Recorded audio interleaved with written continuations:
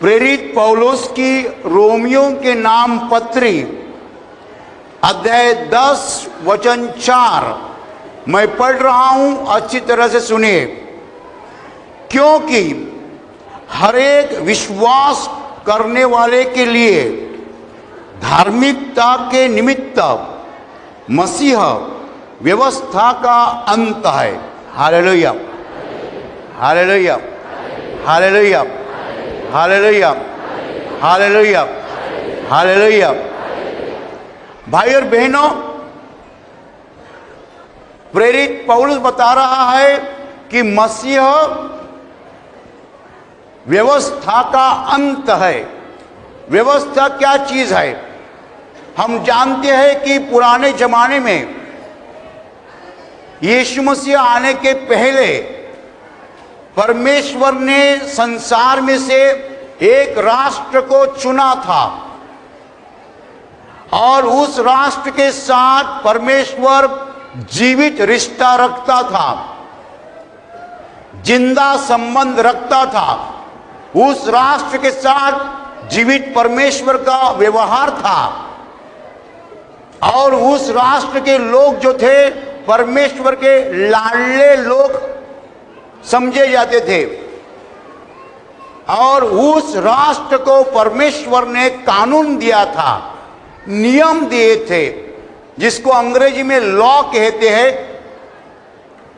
मराठी में हम नियम शास्त्र कहते हैं और हिंदी में व्यवस्था कहा गया है। कौन सा राष्ट्र है वो? आज वही राष्ट्र इज़राइल नाम से समझा जाता है। और ये राष्ट्र के लोग जो है परमेश्वर के लाडले लोग समझे जाते हैं। इन राष्ट्र के लोगों को अंग्रेजी में जू कहते हैं, हिंदी में हम मराठी में भी यहूदी कहते हैं, अंग्रेजी में इज़राइलाइट्स भी कहते हैं। अभी ये लोग जो है उनका और बाकी राष्ट्रों का जो परमेश्वर का रिश्ता था वो अलग था। कैसा अलग था? आज की घड़ी दुनिया में 250 देश है, उनमें से 249 देश अलग और एक देश अलग, इज़राइल। ये देश परमेश्वर का चुना हुआ है। कैसा अलग? इस देश के लिए परमेश्वर ने एक नेता चुना, जिसको अंग्रेजी में मोजेस कहते हैं, हिंदी में मूसा कहते हैं और मराठी में हम मोशे कहते हैं। इस मूसा को परमेश्वर ने एक पहाड़ पर बुलाया और उसके हाथ में परमेश्वर ने पत्थर के 2 प्लेट्स दिए, जिसके ऊपर परमेश्वर ने अपने हाथों से आज्ञाएं लिखी थी। आज्ञाएं, जिसको अंग्रेजी में 10 कमांडमेंट्स कहते हैं, हिंदी में आप कहेंगे 10 आज्ञाएं। और वो आज्ञाएं जो थी और कुछ कानून थे, वो मूसा ने उन लोगों को बताया और कहा, यदि इस आज्ञाओं का पालन करोगे तो आप परमेश्वर के लाडले लोग रहेंगे, परमेश्वर तुम्हारे साथ रहेगा। दुनिया में बहुत देश है, लेकिन परमेश्वर को एक देश पसंद है, वो देश है इज़राइल। तुम्हें चुना गया है। इस तरीके से परमेश्वर ने उन लोगों के साथ एक कॉन्ट्रैक्ट किया, करार किया, एग्रीमेंट किया। यदि तुम मेरे नियमों का पालन करोगे तो तुम मेरे लाडले रहोगे। पूरी दुनिया तो मेरी है, लेकिन एक राष्ट्र में चुन रहा हूं।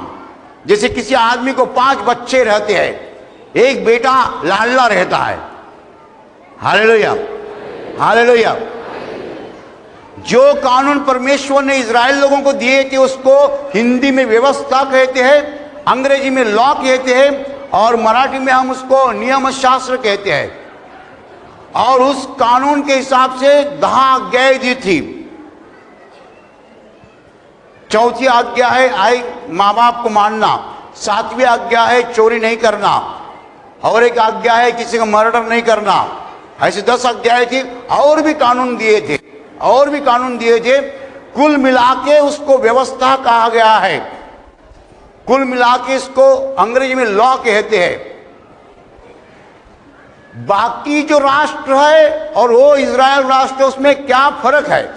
एक राष्ट्र के साथ परमेश्वर ने करार किया था, उनको आज्ञाएं दी थी।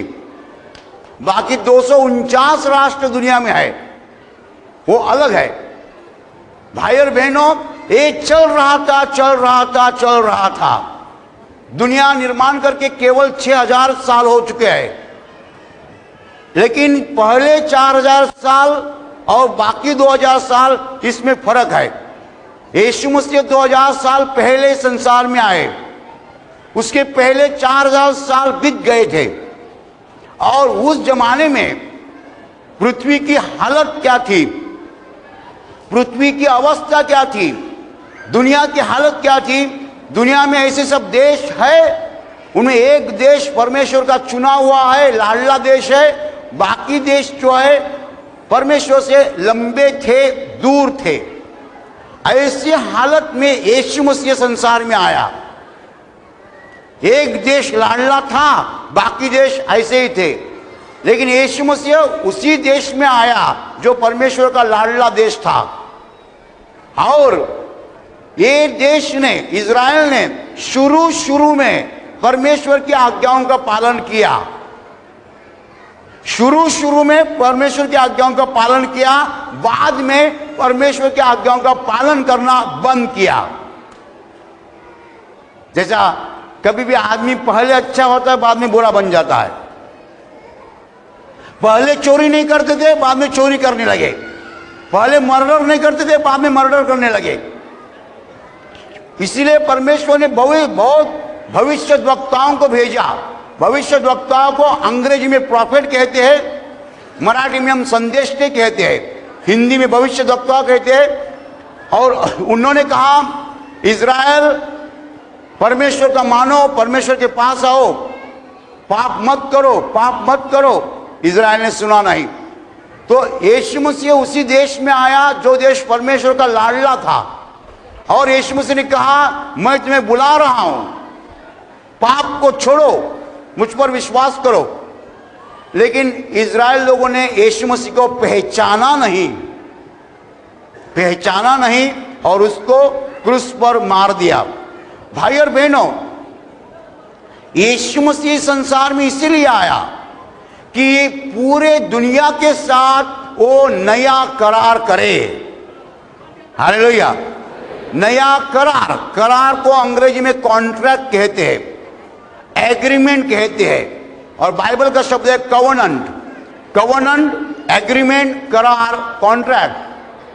अभी पहला करार जो हुआ था वो परमेश्वर और इज़राइल के साथ हुआ था। इसके बीच में मूसा था, मोजेस था।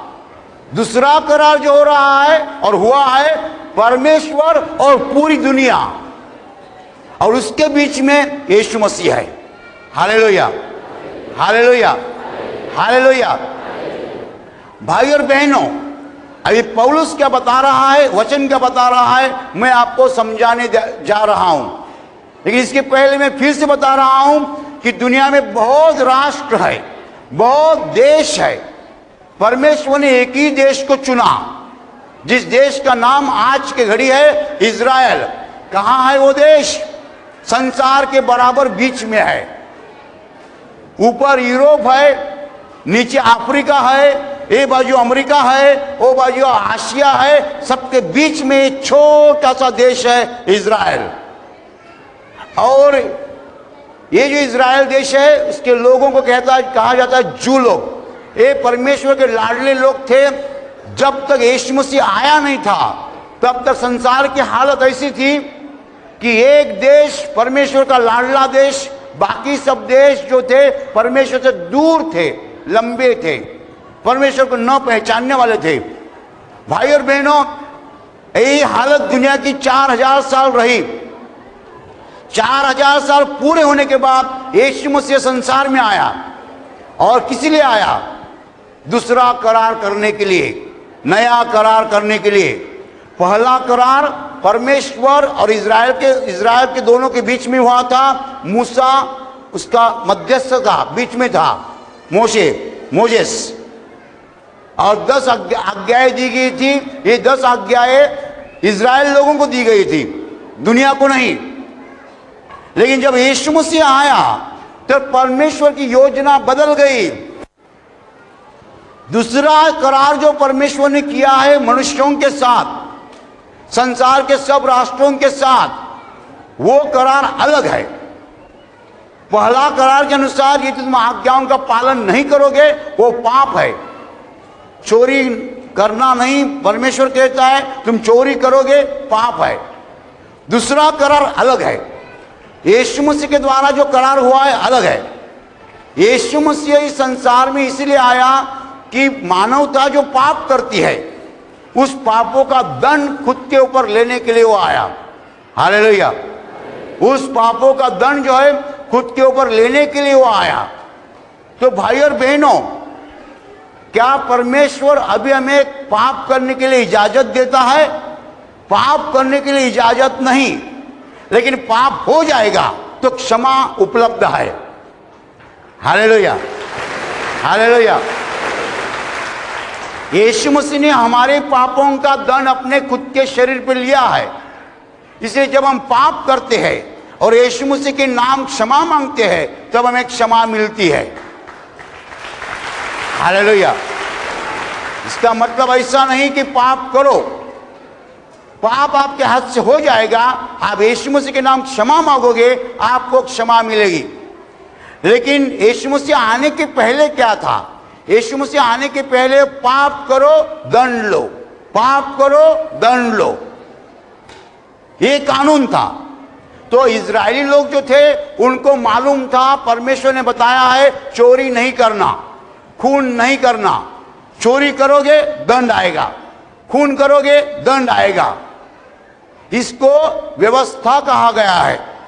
व्यवस्था या अंग्रेजी में लॉ, मराठी में हम कहते हैं नियम शास्त्र, यानी नियम दिए थे। परमेश्वर ने कानून दिए थे इजराइल लोगों को, ये नहीं करना, ये नहीं करना, ये नहीं करना, खून नहीं करना, चोरी नहीं करना, दूसरे की प्रॉपर्टी नहीं लेना, ऐसे सब कानून दिए थे। कानून का पालन नहीं किया, पाप हो गया। पाप हो गया दंड लीजिए, पाप हो गया दंड लीजिए। लेकिन यीशु मसीह आने के बाद क्या हो गया? आपके हाथ से पाप होता है, आप क्षमा मांग सकते हैं।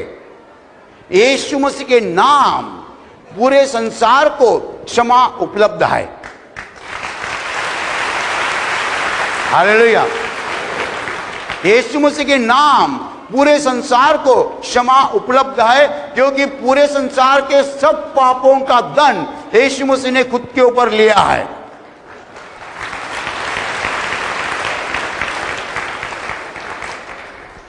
भाई और बहनों, आज गुड फ्राइडे है। गुड फ्राइडे के दिन यीशु मसीह ने अपनी जान क्रूस पर दे दी है। लेकिन किसके लिए दे दी? आपको कोई पूछेगा यीशु मसीह क्यों मर गए? इसीलिए कि संसार के हर मनुष्य के हर पाप का दंड यीशु मसीह ने अपने ऊपर लिया।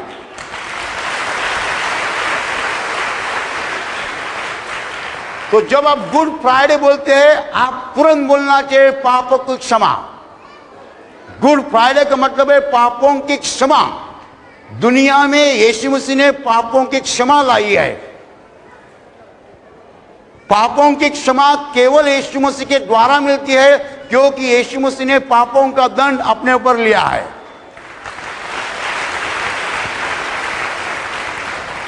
अभी देखिए पौलुस क्या बता रहा है। पौलुस रोमियों को बता रहा है कि विश्वास करने वाले लोगों के लिए धार्मिकता के निमित्त मसीह व्यवस्था का अंत है। इसका मतलब ऐसा है, यदि कोई यहूदी आदमी, जो आदमी जो व्यवस्था का पालन करता है या करने की कोशिश करता है, वो यदि यीशु मसीह पर विश्वास करेगा तो उसको व्यवस्था का पालन करने की जरूरत नहीं है। Hallelujah, hallelujah. व्यवस्थाएं बहुत कानून है, ऐसा करो, ऐसा मत करो, ऐसा करो, ऐसा मत करो, ऐसा करो, ऐसा मत करो। परमेश्वर ने बहुत कानून यहूदी लोगों को दिए थे। लेकिन यदि एक यहूदी आदमी यीशु पर विश्वास करना शुरू करता है, उसको व्यवस्था लागू नहीं है, व्यवस्था से वो मुक्त हो गया। इसका मतलब ऐसा नहीं है कि वो पाप कर सकता है। पाप टालने की कोशिश करो, लेकिन हो जाएगा पाप तो परमेश्वर क्षमा करेगा। हालेलुया। पाप टालने की कोशिश करो, लेकिन पाप हो जाएगा, यीशु मसीह के नाम क्षमा मिलेगी। Hallelujah, hallelujah. अभी एक यहूदी आदमी व्यवस्था पढ़ रहा है, परमेश्वर ने कहा है चोरी नहीं करना, चोरी नहीं करना, चोरी नहीं करना। वो पढ़ता है चोरी नहीं करना, चोरी नहीं करना, बराबर। यहूदी आदमी पढ़ रहा है चोरी नहीं करना, चोरी नहीं करना। 10 मिनट के बाद उसके सामने सोने का कुछ ऑर्नामेंट है, और उसने देखा कोई नहीं देखता है, उसने उठाया, जेब में डाला, बराबर। बोला फिर से पढ़ रहा है चोरी नहीं करना। अरे मैंने चोरी की, अभी मैंने अभी चोरी की है, मेरे व्यवस्था में लिखा है, परमेश्वर ने बताया है चोरी नहीं करना, चोरी नहीं करना। मेरे सामने सोना था, मैंने लिया, चोरी हो गई। अभी इस आदमी को, यहूदी आदमी को, यदि यीशु मसीह मालूम नहीं है तो वो क्या सोचेगा, अभी मेरे ऊपर दंड आएगा, और आएगा भी। पाप का नतीजा क्या है? दंड। उसको बीमारी आएगी, उसकी दुर्घटना हो जाएगी। हालेलुया। उसको बीमारी आएगी, उसकी दुर्घटना हो जाएगी। लेकिन यदि वहां यीशु मसीह का चेला मौजूद है, यदि वहां यीशु मसीह का चेला मौजूद है, वो क्या बोलेगा? देखो, सुनो, वो क्या बोलेगा? देखो, वो बोलेगा तुम यहूदी हो, तुम्हारे पूर्वज को, मूसा को जीवित परमेश्वर ने व्यवस्था दी थी, कानून दिए थे, हे सही है, मैं कबूल करता हूं, सही है। तुम्हारे पास जो कानून है वो भी सही है, चोरी नहीं करना। लेकिन अभी तुम्हारे हाथ से चोरी हो गई है तो तुम्हारे ऊपर दंड आएगा। सुनो, तुम्हारे लिए यीशु मसीह आया है, वो तुम्हारे पापों के लिए मर गया है, चोरी तुम्हारे हाथ से हो चुकी है। अभी क्या करो? अभी यीशु मसीह के नाम तुम क्षमा मांगो, क्षमा मांगोगे, तुम्हारे ऊपर दंड नहीं आएगा। हालेलुया। तो वो बोलेगा फिर मेरा व्यवस्था कहता है, व्यवस्था मेरा कानून कहता है चोरी नहीं करना, कानून सही है, कानून गलत नहीं है। पाप तुम्हारे हाथ से हो चुका है, पाप तुम्हारे हाथ से हो चुका है, लेकिन जिस परमेश्वर ने कानून दिया था उसी परमेश्वर ने इलाज भी दिया है। उसने अपने पुत्र को भेजा है, पुत्र हमारे लिए मर चुका है।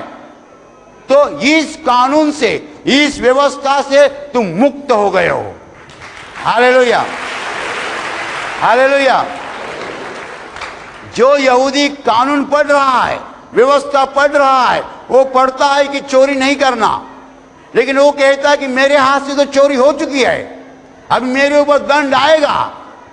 यदि वहां यीशु मसीह का चेला मौजूद है, वो कहेगा तुम्हारा कानून सही है, पाप तुम्हारे हाथ से हो चुका है, लेकिन जिस परमेश्वर ने तुम्हारे हाथ में कानून दिया है, उसी परमेश्वर ने अपने पुत्र को भेजा है। वो पुत्र यीशु मसीह तुम्हारे लिए मर चुका है, तो अभी तुम्हें दंड लेने की जरूरत नहीं है। तुम केवल ऐसा कहो, यीशु मसीह के नाम मुझे पापों की क्षमा दीजिए।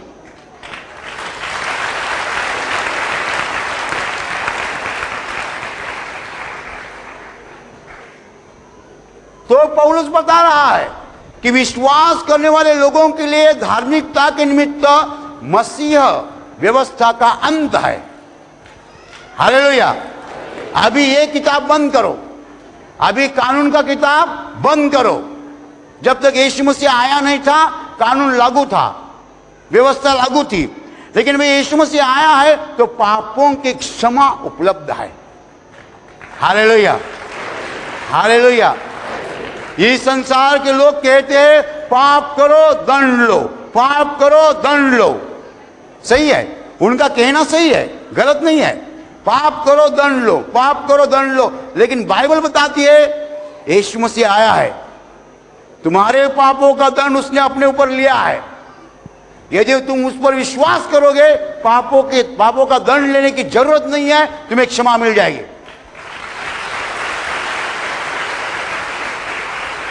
आपको कोई पूछेगा आप यीशु मसीह के पास क्यों जा रहे हैं, सीधा जवाब दीजिए, यीशु मसीह पापों की क्षमा देता है। तो मेरे हाथ से जो कोई पाप होते हैं उसकी क्षमा मुझे यीशु मसीह देता है, इसलिए मैं वहां जाता हूं। आप पाप करते हैं, दंड लेते हैं, वैसे मेरा भी पहले वैसा ही था, पाप करता था, दंड लेता था। अभी पाप करता हूं तब क्षमा मांगता हूं, क्षमा मिलती है, दंड आता नहीं। हालेलुया। लेकिन एक बात हम करते हैं, अभी हम जानते हैं कि पाप करना नहीं, हम पाप टालने की पूरी कोशिश करते हैं। हालेलुया। पहले औरत को पीटता था, यीशु मसीह के पास आने के बाद पीटता नहीं, लेकिन हो सकता है महीने में एक बार पीटता हूं। पहले हर रोज पीटता था, अभी महीने में एक बार पीटता हूं। अभी और 1 साल में आशीर्वाद प्रार्थना केंद्र में जाऊंगा तो महीने में नहीं पीटूंगा, 6 महीने में एक बार पीटूंगा। और 5 साल आशीर्वाद प्रार्थना केंद्र में जाऊंगा यीशु मसीह के पास तो 2 साल में एक बार पीटूंगा। और 10 सालों के बाद मेरा संत बन जाएगा।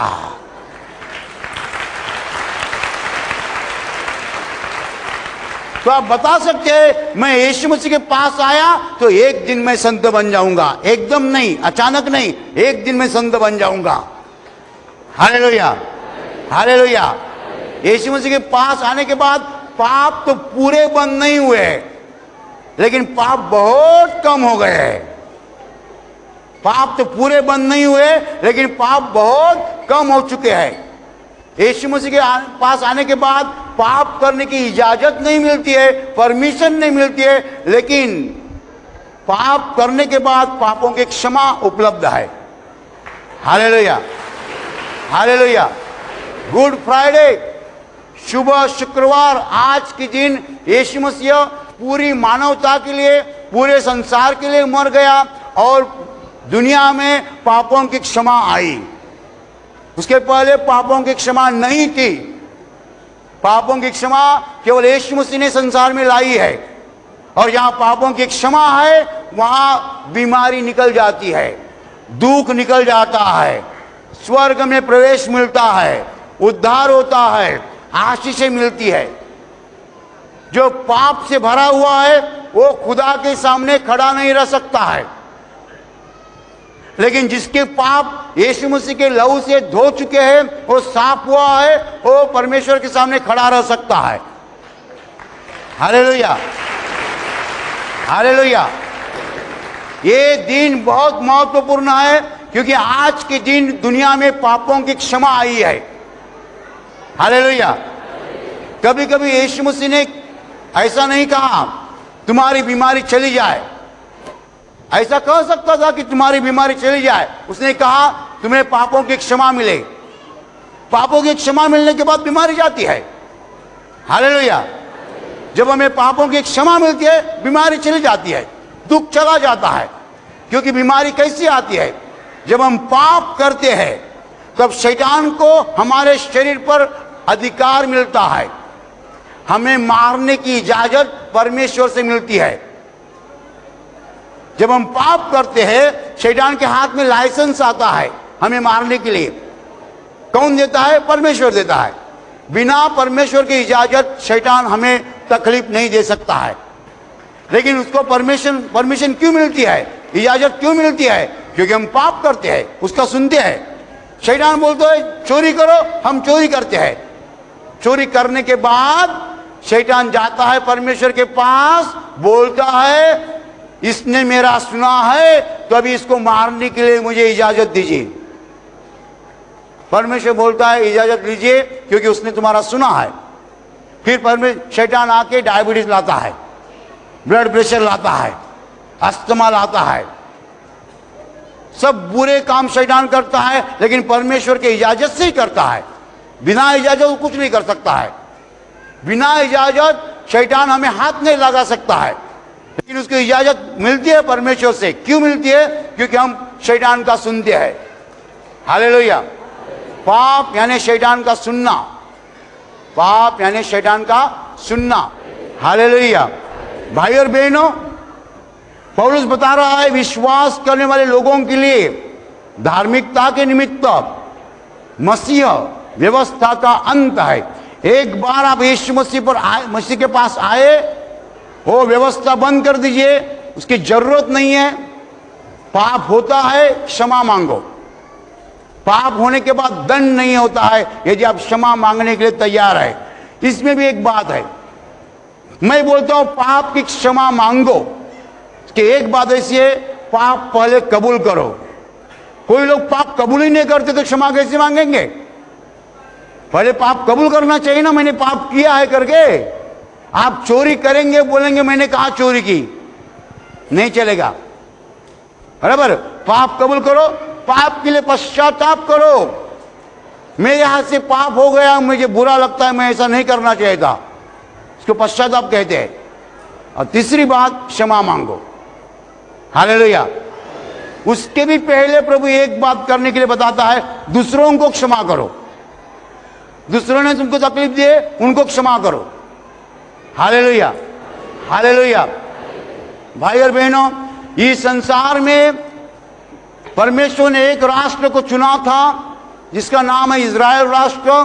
उसके साथ परमेश्वर का विशेष रिश्ता था। उनको परमेश्वर ने कानून दिया था, व्यवस्था दी थी। लेकिन यीशु मसीह आने के बाद पूरा संसार परमेश्वर के सामने एक समान है। पूरे संसार के लिए अभी एक ही कानून है, नया करार, जो यीशु मसीह के द्वारा हो चुका है। यदि अब यीशु मसीह पर विश्वास करने के लिए तैयार है तो आपको पापों की क्षमा मिल जाएगी। जीवित परमेश्वर के साथ अपना नया रिश्ता प्रस्थापित हो जाएगा। आप परमेश्वर के बच्चे हो जाएंगे और परमेश्वर के सब आशीषों को आप पा सकेंगे। Hallelujah, hallelujah. अभी प्रार्थना करने का समय है। आंखें बंद कीजिए, मैं आपके लिए प्रार्थना करने जा रहा हूं। आपके शरीर के जिस हिस्से को बीमारी है उस हिस्से पर हाथ रखिए विश्वास के साथ। प्रभु यीशु खुद आपको स्पर्श करेगा और चंगाई देगा। आपके शरीर में से हर बीमारी प्रभु यीशु के पवित्र नाम नष्ट हो जाए। आपके जीवन में जो कुछ दुख है प्रभु यीशु के पवित्र नाम नष्ट हो जाए और आपके जीवन पर और आपके परिवार पर प्रभु यीशु के महान आशीष है।